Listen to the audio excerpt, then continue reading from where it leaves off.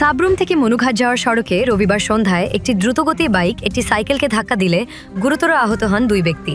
স্থানীয় সূত্রে জানা যায়, দুর্ঘটনার পর এলাকাবাসী দ্রুত সাবরুম দমকল বাহিনীকে খবর দেন। খবর পেয়ে দমকল কর্মীরা ঘটনাস্থলে পৌঁছে আহতদের উদ্ধার করে সাবরুম মহকুমা হাসপাতালে নিয়ে যান।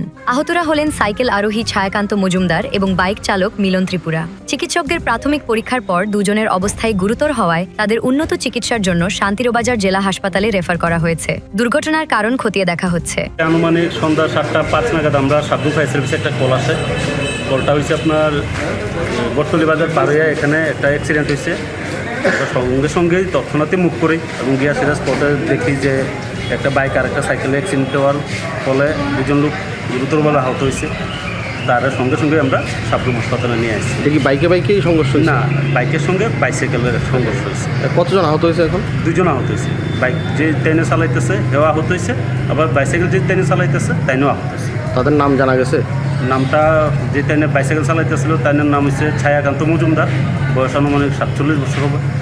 আর যে বাইক চালাইতেছিল ওনার নাম হচ্ছে মিলন ত্রিপুরা, বয়স আনুমানিক 24-25।